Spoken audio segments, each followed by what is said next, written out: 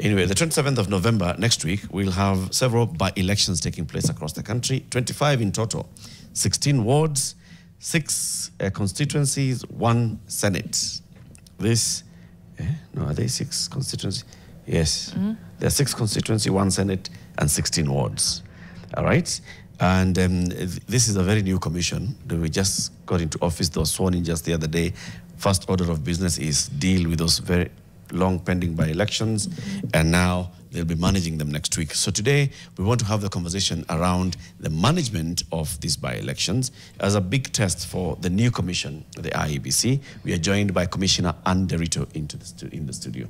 Good morning, Commissioner. Good morning to you. It's good to have you back. Yeah, thank you. Last time you were here, you were going to launch to relaunch the continuous voter registration exercise. Yes. Hopefully at some point you'll tell us how far this has gone. Yeah, I was going to be like, we have to start there. Yeah. Where you stopped. Yeah, how far has this gone? I mean, we've been just seeing statements from IEBC and we're like, guy, what's going on? And then we'll talk about the by-election as well. But first, Janet with the day's quote. Yes. Today's quote is by Achille Mbembe from Cameroon. You keep saying, say the name again. Yeah. Achille Mbembe. He's Cameroonian. A philosopher and a political. The commissioner understands that. Achille Mbembe. No, maize. So wait, Achille Mbembe. Do what with the maize? Achille Mbembe once said, power is never just what is done. It is also what is allowed. Yeah.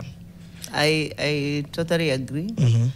To the extent of what we allow to happen is what will happen.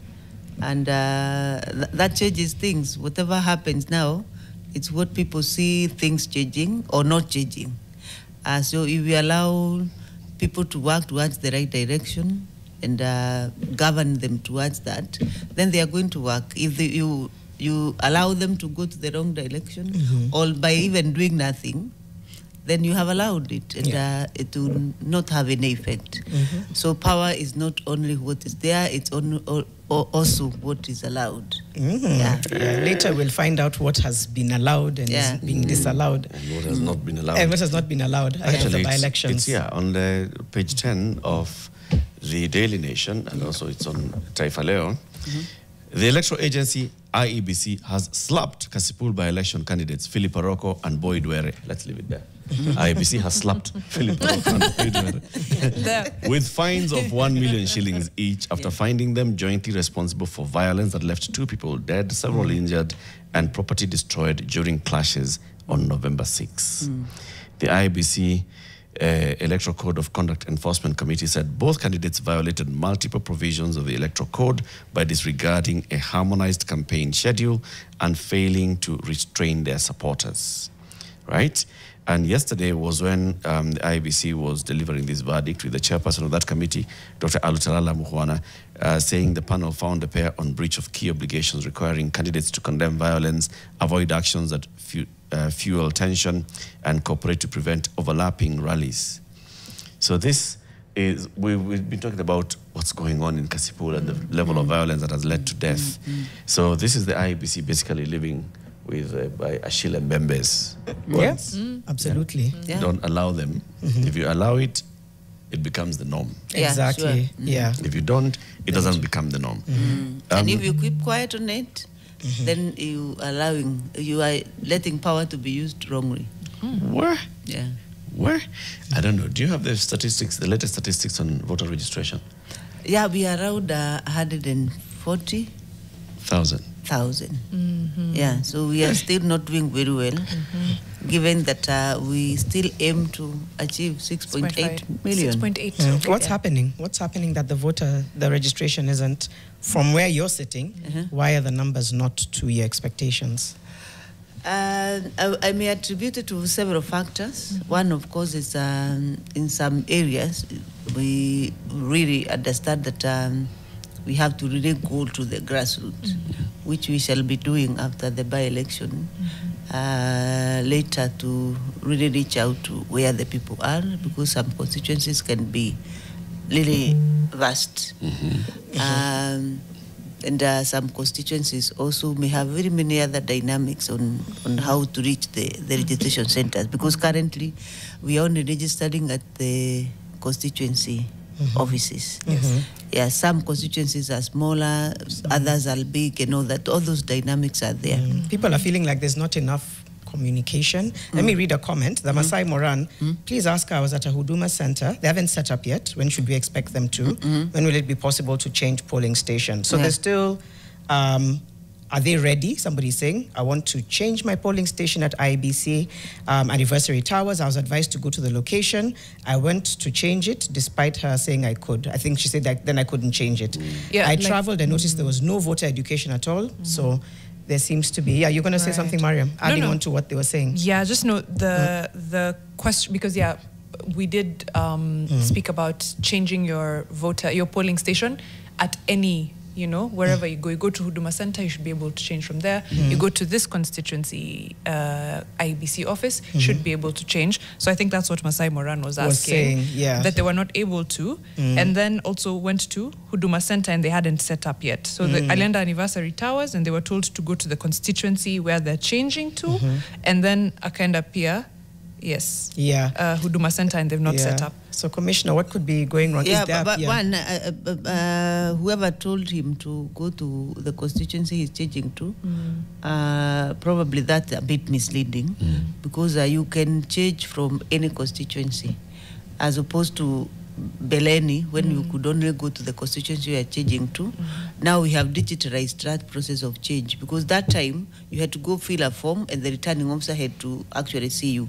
Right now, for you to change, we just have to match your biometrics from the system and see it is yourself. And because you have to appear for your biometrics for change, then we have confirmed whichever is the registration officer is able to change you. So I don't know why whoever guided him maybe it's lack of the gap in information, but currently you can change from any center of registration. We even have a registration center at Anniversary Towers itself. At our customer care, we have some toolkits that are operating from there. So even if you are in town and you find yourself around Anniversary Towers, you can just pop in. And then downstairs, just downstairs there, you are going to see the customer care, and you are able to change even from there. So, but sometimes, one or two constituencies sometimes may not have the network once in a while for the change, because the change of particulars requires the presence of the VPN network for it to be able to change. So sometimes you can find the network is not there sometimes, but it's isolated cases. But in majority of our constituencies, we are able to change. Yeah, and but this one is a bit worrying, because they said they went to Anniversary. I hope I've not misread. I was at Huduma Center, when you should expect them to change. I travel. I don't think he went to Anniversary Customer Care. Maybe he just went to change my polling station at IEBC Anniversary Towers, and I was advised to go to the location I want to change it to, despite her saying I could. So I think you watched when you were here previously. So by that time, Anniversary Towers was not set up. It actually was set up 2 weeks ago. Yeah, just 2 weeks ago. So it was not there at that particular time. That's why he could not change from there. But right now, he can actually change it there. Okay. Yeah, it's there. Yeah. So at that time, we set it 2 weeks ago. All right. Then Huduma Center pia ameuliza. Huduma Center, we are yet to. We are still in the process of finishing the recruitment. Okay. Yeah, sometimes recruitment has a few challenges as you go along. Yeah, but we are still in the process of just finalizing on the recruitment. I know by the time we are rolling out the enhanced voter registration, we shall have everything rolling, including the Huduma centers. Huduma centers. Yeah. Okay. But I want to also say, I agree, sometimes probably we are not communicating enough, and voter education is not enough, but we are looking at how during the enhanced we can combine both voter educators and also the registration clerks going to the grassroots together. And we hope that Kenyans will actually, even now, because they are hearing us. I've been here severally, other commissioners have been in other stations. We are rolling out in our social media. You can see our comment. We keep posting to tell Kenyans that are registered. I don't think it's the information that is not out there. Probably also, we also must appreciate the what I call the bad Kenyan culture of waiting up to the last minute. You still think this time, and because this time voter registration is continuous, then you just wait. In fact, you are going to fight Kenyans passing through a registration center and say, oh, I'll come another time to register. And they are passing through there. They can see this, the registration of center. They are not registered, but they don't register that particular time. They just pass it. And I've witnessed one of my young friends, and who is not registered. And we are walking through, and I tell him, why don't you just enter and register now? Oh, there's still time. Yeah. So that culture also, is not also doing good to our numbers. So I think Kenyans need to really also take the advantage, and when there are no long queues for registration right now, so that they come out and You're on the website. I'm on the IEBC Kenya X, and I'm seeing that you regularly post register today to make your vote count, and there's a poster there to make your vote count as a youth. Visit any IEBC office nearest you to register. And there's a QR code, which I expect that this one is going to give me a map. Of the registration centers across the country. Open the QR code. I go to irbc.org.ke, gives me the county in Mombasa. That's good. Changamwe at Changamwe Fire Station. Most conspicuous landmark, Changamwe Fire Station. Estimated distance to the office 0 meters. In Kisauni, you go to Bamburi Fisheries, Shangaza Estate House 9.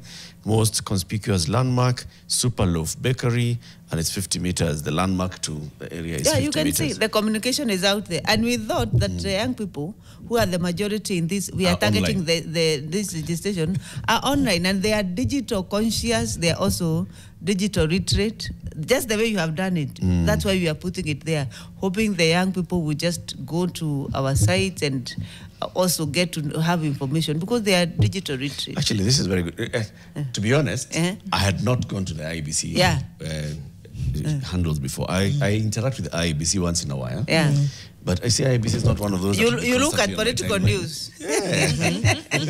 So now that I've gone to check on IEBC, and I find actually this QR code gives you a very, very good, exact, precise location of where the registration centers are. And I like the fact that it tells you where. It even gives you a landmark. What should I look out for?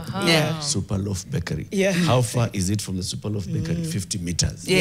And the exercise was quite well. When I did it, I thought it was quite smooth sailing. I just hope you're able to ramp it up, especially in the areas where you're saying there's still issues. But I do remember it being pretty smooth sailing. And a few other people coming were also saying the same thing. But it would be important to hear what other people in other parts of the country are saying. But I'm just, beyond bad manners, I'm just like, why are our numbers low?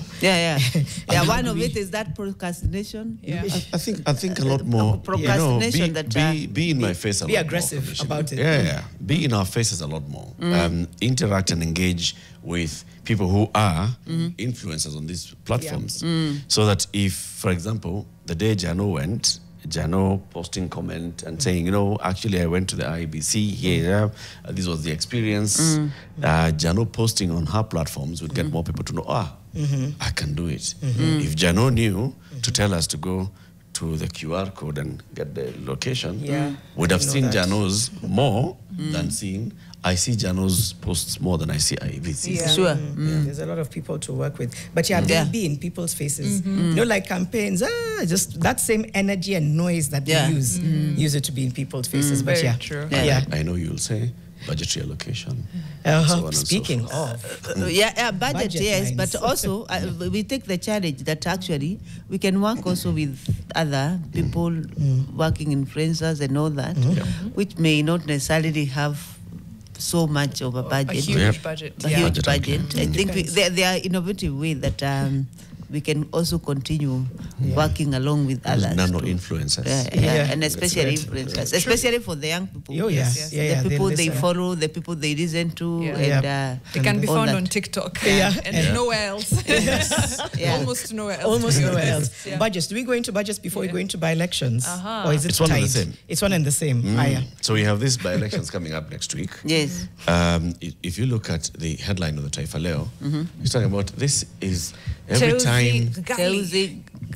Zaruto. So it's basically saying Rais William Ruto, every time when he's made these 6 appointments to his cabinet, it has cost us 500 million shillings in by-elections.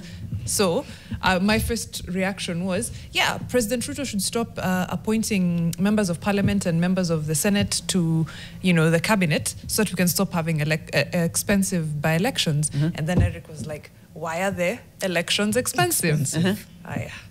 Let's start. How much are these by-elections costing us? This by-election is costing us around 700 million. 700 million. All 25 of them. But first of all, they are not 25. There are how many? Currently we shall hold 22 by-elections. One, because they were originally 24. When you say 16 plus 6 plus 1, that is 24. It was 20. It's 24. It's 24. Okay. So from 24, we have 2 No, words. it's 23. It's 23, 16 23. plus 7. It's 23. Yeah. Yeah. So we have 2, they were originally 24. I think either So there are 2 words that have gone without contest. So that's why it reduces us to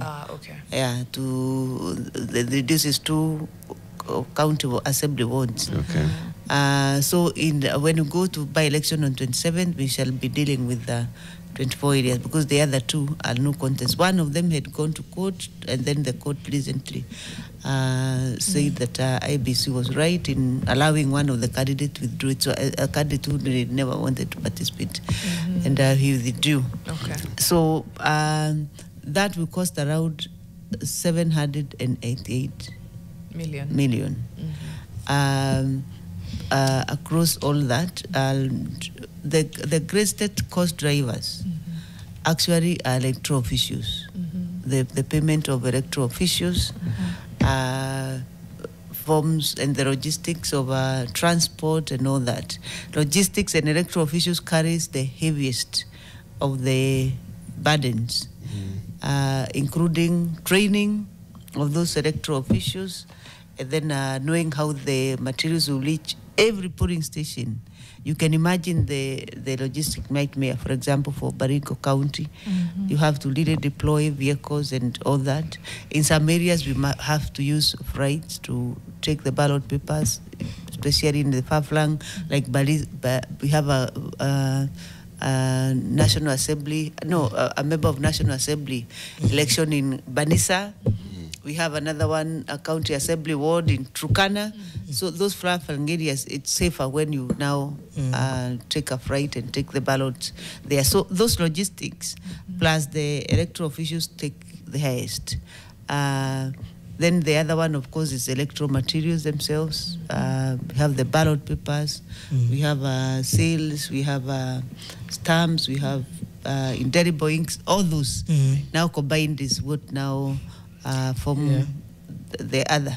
Is it too expensive? Is there a way that you think, people are saying it's expensive, just something to reflect on, might be too late now, but isn't there a sense that these numbers can just be looked at again to make things not as, we have one of the most expensive elections in the world, in the world. I don't know that it has to be that way. You sit in there, so you probably have a better eye view that I think why our elections is expensive is that apart from managing elections, IEBC has a huge responsibility of managing trust of Kenyans. We live in a country where trusting even the index figure cannot trust the lab their neighbors, and it's your own heart. So that means apart from managing elections, you have to really put many measures to manage the trust, including, look at our ballot paper, for instance. If you go to other jurisdictions, you are going to find people just, a ballot paper is printed in the polling station with a normal printer.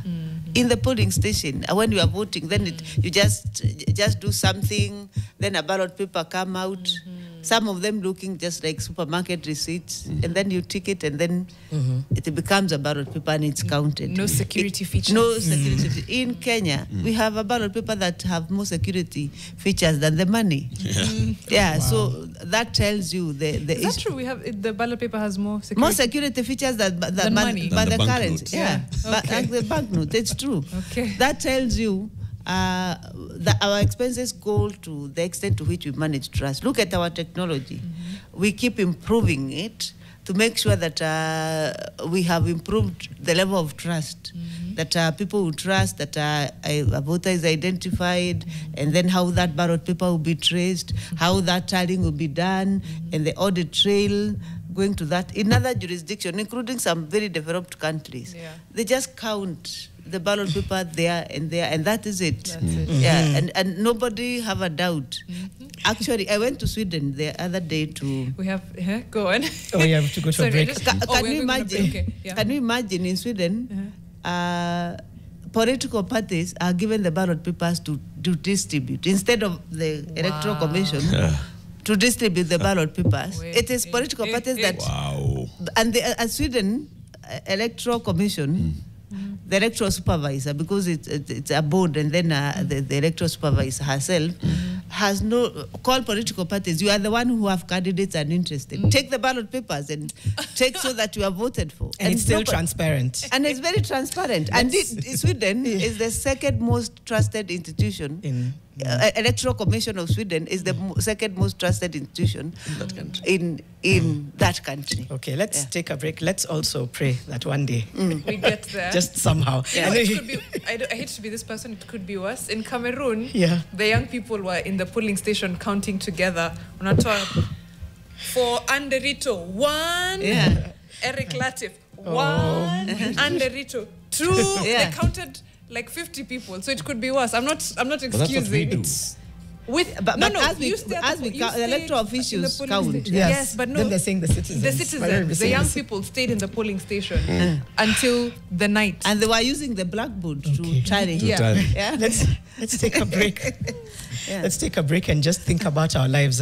By elections, first test for the new commission. We have Nderitu in studio. She's a commissioner with IEBC. I'm curious to learn about tracking irregularities. I think I also wrote here the biggest risks in monitoring the elections. But we'll come back and ask a few more questions and also answer some of yours. It's coming up to 8:30. Nice. John Were, has IEBC ever thought of having volunteers to reduce costs, volunteer officials to reduce costs? Hey, I can already tell you the problem with that. Oh, you can already see it, huh?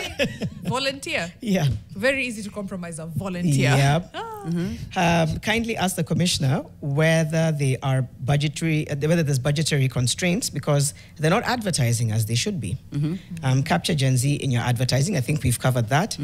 How often does IEBC receive a list of deceased individuals for the purpose of maintaining an accurate voter register? You know, we've seen a lot of ghosts this year in schools and hospitals. Students, ghost so patients. you can comment on that. And then why aren't you releasing voter registration numbers weekly, unless you are? So we'll do a quick fire before we go into the rest of the conversation. So voter registration numbers weekly, are you updating that anywhere on your platforms? We want to update maybe fortnightly or monthly on because we want to have enough numbers as we continue releasing. So I think next week we should be releasing the numbers up to where we are currently.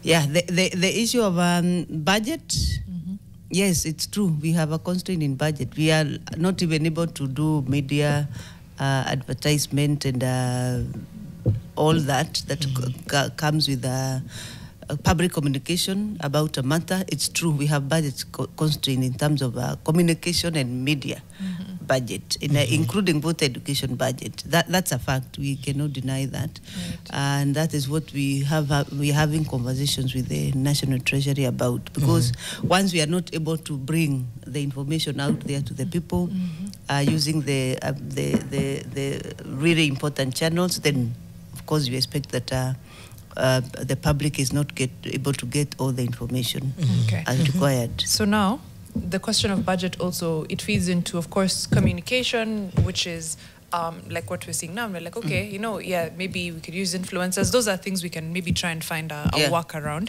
But then now, from a logistical perspective, the chairperson, Erastus at the Con, while speaking earlier this week, the 18th was earlier this week, right? Talked about, it was, 3 days ago, talked about that the fact that IEBC proposed a budget of 61 billion shillings to Parliament. I'm not sure how much was given, but a lot less, right? Yeah. A lot less.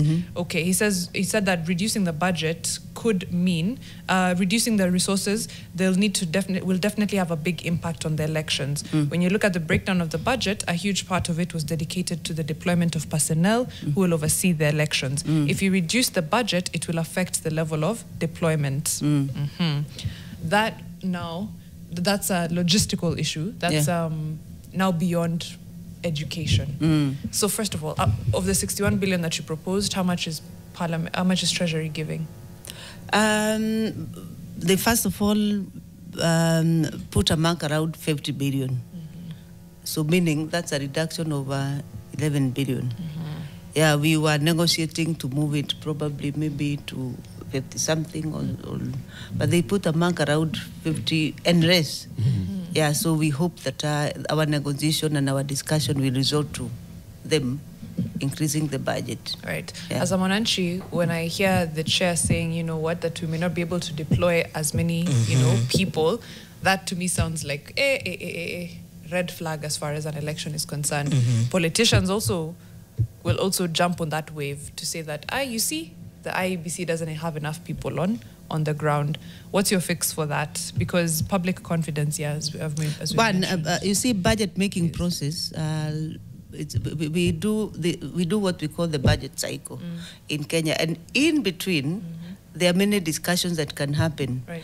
Including supplementaries, including the Parliament using and Treasury using Article 223, where they can add budgets depending on the issues. So I do not want to say that we have reached the end. No, we are still in serious discussion, and budget processes, even for next year, is actually ongoing, and negotiations within the budget process continues, because you have to agree that resources, you have to bid for resources and push for them, because resources are never enough because they are more competing needs than the available resources. So really we have to, as an institution, we really have to have those negotiations in Treasury and demonstrate why we must have that budget, and that is what we are doing in terms of negotiating as we make the budget, as we go through the budgeting process. But it's important to note that if the budget is not enough, then the operations can be affected, which cannot be a good thing.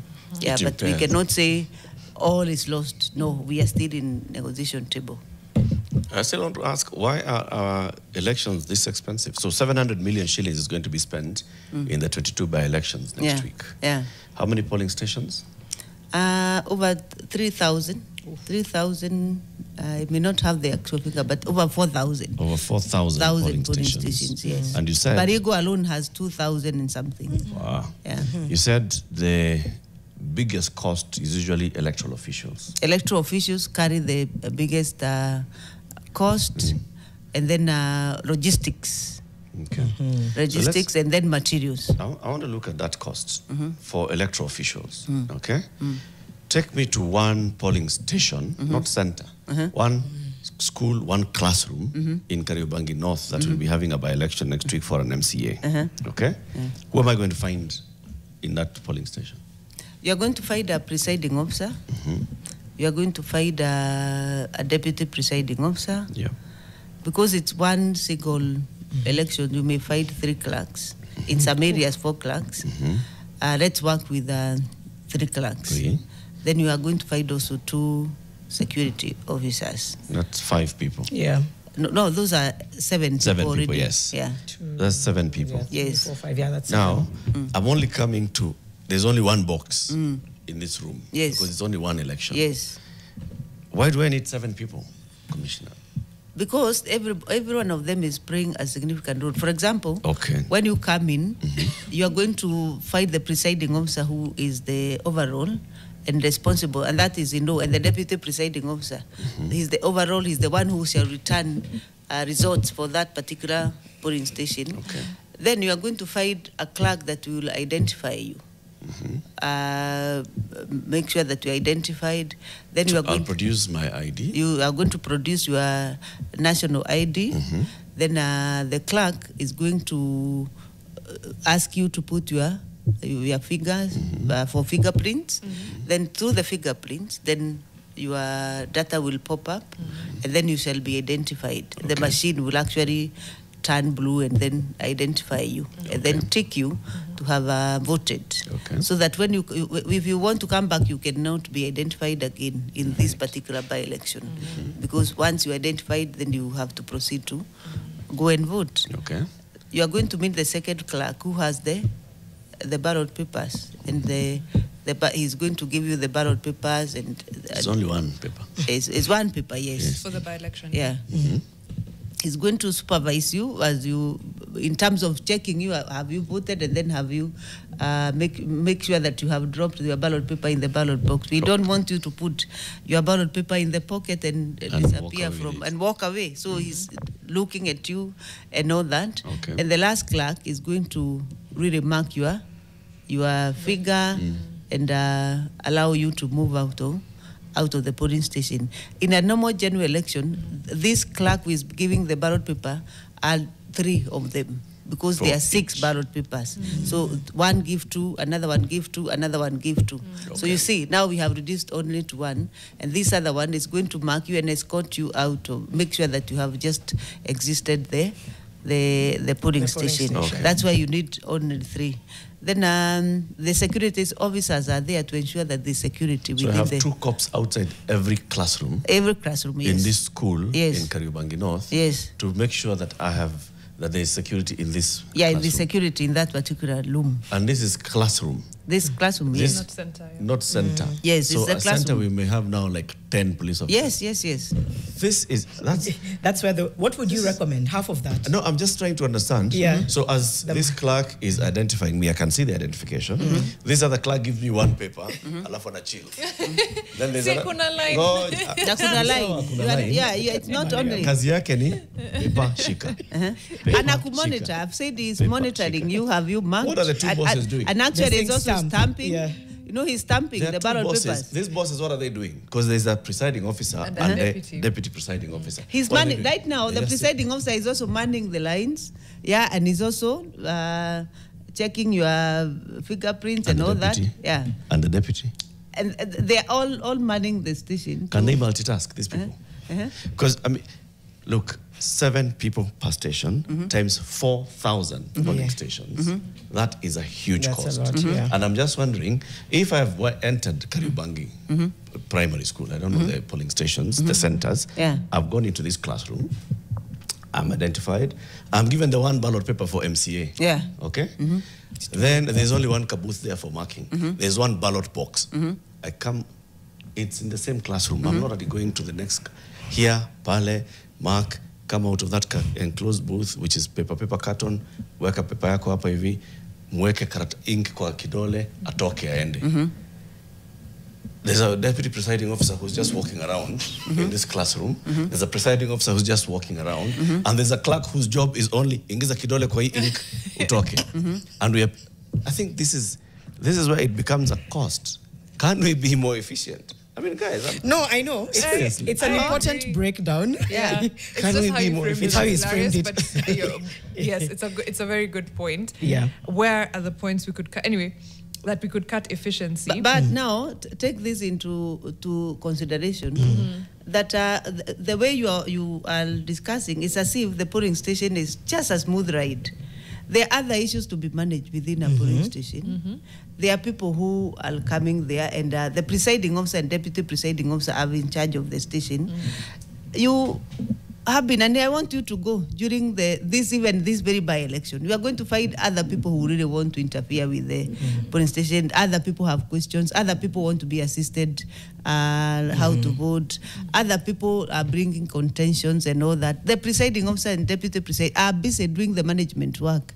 And it's very busy actually, because I've been a presiding officer myself. I'm lucky I've been everything in election. I've been a clerk, I've been a presiding officer, I've been a returning officer, I've been a voter educator. I know for sure when I talk, I talk from a point of knowledge that there are so many things that happen within a polling station that the presiding officer may not be able to multitask. Otherwise, everything can. Some things which you can't even anticipate. You cannot anticipate, He's basically a manager, and you are looking at everything that is happening within that polling station. Convinced. What are you most concerned about ahead of the by-elections? You've already started, there's already fines for candidates.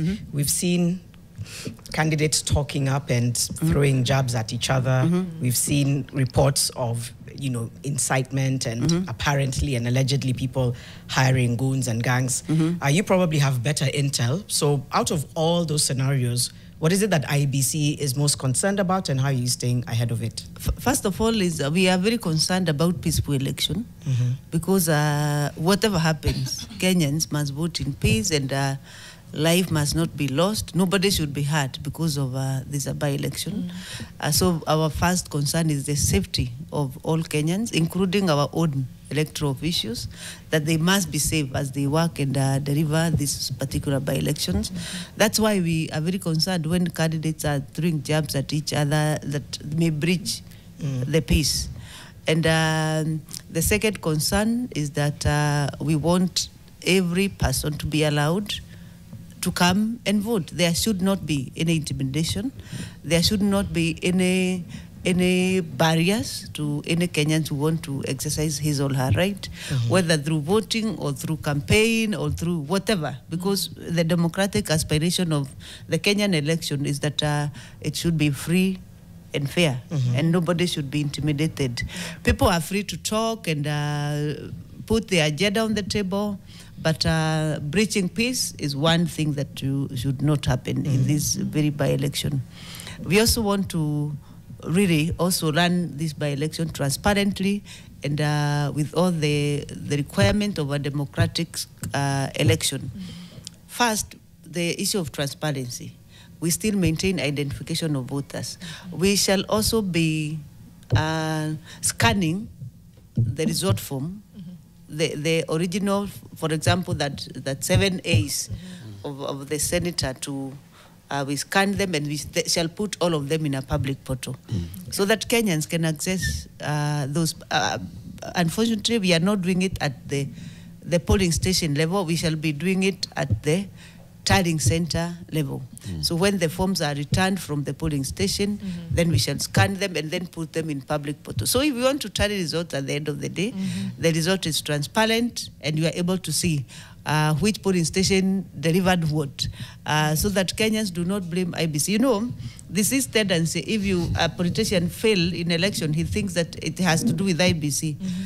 These elections, it's voters who are deciding. It's not IEBC. IEBC is only telling what voters has brought on board. And we expect that our politicians will actually mobilize their voters. And when you lose honorably, because don't blame IEBC, because IEBC is only telling what has been brought, and we will do it transparently. We're asking them even to bring agents at the polling station, at tallying centers, where the tallying centers are, and then look at those polls objectively. So we expect this time that we shall see people who have lost or won greeting each other and saying, oh, I have lived to fight another day, and not to turn around and blame IEBC. We have seen those attempts to want to blame IEBC. We are doing everything on the table. We are training our presiding officer. We have already trained. Yesterday we received ballot papers. We received them in the open. We are the first bunch. Today, also this evening, we are also receiving the last bunch of ballot papers. We invited political parties to come. They were with us at the JKA when we are receiving ballot papers. They are invited even to our warehouse to see how we are packing the materials. When we are opening ballot papers, they shall be there with their agents, and everybody is allowed, especially the accredited one, the agents, the observers, and everybody, to see transparently as we also deliver those materials. So really, our call is that on the 27th, when we go to the by-election, that all people who are eligible to vote in those by-elections will come out and vote. We are calling upon all those Kenyans in those by-elections areas to come out and vote for their preferred candidate. And then after that, keep peace as we tally the results and we announce the winners. Okay. And once we announce, we let each other greet each other and agree that we will fight another day. Right. So, and don't blame IEBC for things that we have not done, because blame us if there's some logistical issue that has failed, but don't blame us of how people voted. Yeah, that's not up to you. It's good to say that ahead of time, because you know it will come. Quick question, because we're running out of time. One, how are you going to enforce this fine of 1 million shillings against Were and... It's Were and Aroko. Yeah. Yes. How are you going to enforce that? And then your thoughts on these petitions that are going to court from Okiya Mtata and the United Opposition as well on the National Tallying Center. Yeah. Let me start with how you're enforcing the 1 million shilling fine. First of all, it's good to put into perspective that the reason we found the two candidates as having a stake in what happened is that they went to campaign in an area that at that particular time, according to the schedule that had been agreed by all candidates, they were there and it's not where they were supposed to be, both of them. So by being there was definitely about to be a clash between their supporters, and they were there illegally, both of them. And IEBC always call all candidates after the registration of candidates and agree on a campaign schedule. So that campaign schedule should be followed for purposes of clarity and so that supporters do not crash and people are able to work together. That's the reason why mainly we found them culpable of because they brought supporters together where they were not supposed to be. And then the crash happened and people died. And we really felt it that we can lose life during an election or a by-election. Now coming to the fine, the law is very clear. We gave them timelines of 48 hours. And they're expected to pay. We have not seen people who have not paid. So we expect them to pay. We have an incident when one particular, in the last general election, one particular candidate was fined by IEBC. He went to court objecting that. By the time he was coming, but the court told him, no, obey the code of conduct and pay the fine. By the time he was coming back, the time had elapsed. The 48 hours. The 48 hours. What happened? He was disqualified. Wow. Yeah, so it's serious. It's a serious business they have to pay because there are consequences of not paying the fine. Yeah. Tallying Center. The petitions against having... Is it against having a national tallying center, or just that results are final at the polling? At constituency? Yeah, what's announced at the constituency is final. Yes. Nothing is being verified at the tallying center. That's the word used. Yes. Now let me give you the perspective. The first perspective is that we have to get the situational analysis as well. What does IEBC do in an election? We start from polling station. We are very clear that polling station are final, results are final. They are the ones that go all the way. Then at the constituency tallying center, all that is coming from polling station is consolidated and tallied to result to what we call from that 4B. That from that 4B plus A is what actually come to the national tallying center. Nobody can change results that came from polling station, even if they are wrong. Actually, what the IEBC does, there's a form where you record any discrepancy. That's the only thing you can go and declare. Should there be a petition in court, if it significantly can change the results. It is not the work of IEBC to change that result, to correct an error. We don't correct an error, especially from that 4A. We cannot do that. From that 4B, because it's a tallying form, when it comes to us, we only try to to make form that 4C, which now captures all the polling station and making sure that now we know how people voted. How do we get the 50+1 plus the threshold of you must be elected, you must have the majority in more than 25 counties. Yeah, you see, that one is the work of IEBC to determine that. How do you determine? Then the constitution itself says that results should be verifiable. You cannot be a returning officer and announce results that you have not verified whether this form that 4A is what translated from that 4B. So making from that 4C, you just look at these two forms. You cannot change anything, and nothing changes at Bomas. I've been in Bomas for the last 4 elections. I know for sure nothing can actually change. You only record if there's any discrepancy, and then you can take that to court. So verification here is just checking from that 4A against from that 4B, and then making the form that 4C, which is a consolidation form of what has happened. All 290. Yeah, because you don't want to rely on this consolidation of the constituency, because it's a consolidation. You actually want to see the form that 4A as a returning officer of the presidential election, because if you don't see the original result, which it's already declared that elections happen at the polling station, then how do you verify? Then if the constituency consolidation is wrong, then how do you know, you as the returning officer? Right. So that is what happens. So the people who are going to court want... So wait, if you can't change, hold on. If you can't change... If you notice a discrepancy, say you cannot change, even a discrepancy, by the way. The sum of the B does not tally with the sum of the A. Yeah. For example, that's why I must go to A. Error. There was a mathematical error. I must go to A, because A is the original.